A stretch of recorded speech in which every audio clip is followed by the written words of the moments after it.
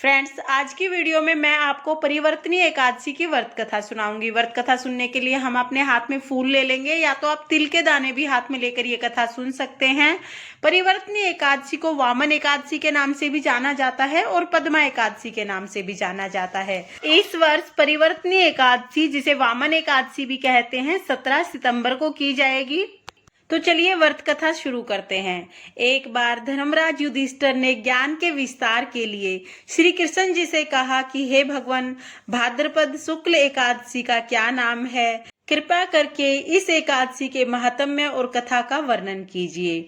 भगवान श्री कृष्ण कहने लगे, हे राजन, भाद्रपद मास के शुक्ल पक्ष में आने वाली एकादशी बहुत ही पावन, पुण्यदायिनी, सभी को मोक्ष प्रदान करने वाली है, जो समस्त पापों का नाश करती है।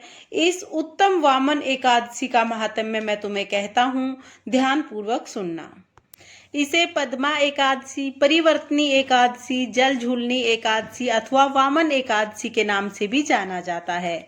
अगर कोई व्यक्ति इस एकादशी के दिन यज्ञ हवन करता है तो उसे वाजपेयी यज्ञ का फल प्राप्त होता है। जो व्यक्ति परिवर्तनी एकादशी के दिन भगवान विष्णु के वामन स्वरूप की पूजा करता है, उसे मोक्ष की प्राप्ति होती है। इसे परिवर्तनी एकादशी इसलिए कहते हैं क्योंकि क्षीर सागर में शयन करते समय भगवान विष्णु इस दिन करवट लेते हैं। यह सुनकर युधिष्ठिर बोले, हे भगवान, मुझे संदेह हो रहा है, आप किस तरह से करवट लेते हैं, किस तरह से सोते हैं, और आपने किस तरह से राजा बलि को बांधा तथा किस तरह से 3 पग में आपने तीनों लोगों को माप लिया, मुझे विस्तार पूर्वक बताइए। तब भगवान श्री कृष्ण बोले, हे राजन, वामन एकादशी, जिसे पद्मा या परिवर्तनी एकादशी कहते हैं, इसकी व्रत कथा मैं तुम्हें सुनाता हूँ, ध्यान पूर्वक सुने।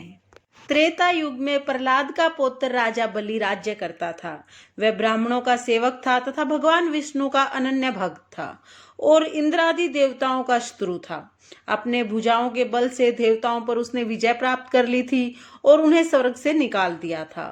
देवताओं को दुखी देखकर भगवान ने वामन का शरीर धारण किया और बलि के द्वार पर आ गए। बलि के द्वार पर आकर भगवान ने 3 पग भूमि दान मांगी। बलि राजा बोले, 3 लोक दे सकता हूँ, तुम कितना भी विराट स्वरूप बना लो और सब कुछ माप लो।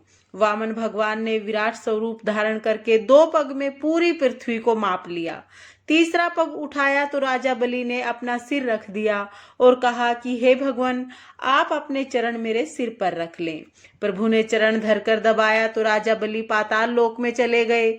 जब भगवान चरण उठाने लगे तो बलि ने हाथ पकड़कर कहा, इन्हें मैं अपने मंदिर में धरूंगा। भगवान बोले, हे राजन, मैं तुम्हारी दान वीरता और तुम्हारे स्वभाव से अति प्रसन्न हूँ।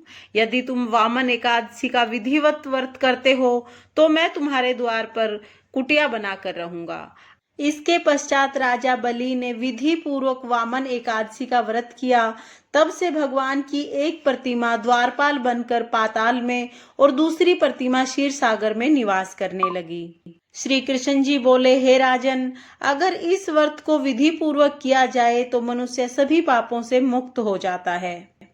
वामन एकादशी का व्रत करने से और वामन एकादशी की व्रत कथा सुनने से हजारों यज्ञ के समान फल प्राप्त होता है। फ्रेंड्स, ये थी परिवर्तनी एकादशी की व्रत कथा। इसके बाद हम एक गणेश जी की कथा जरूर सुनेंगे और उसके बाद हमारी एकादशी की व्रत कथा पूर्ण हो जाएगी।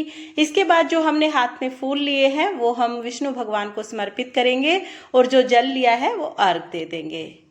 फ्रेंड्स, वामन एकादशी को डोल ग्यारस के नाम से भी जाना जाता है।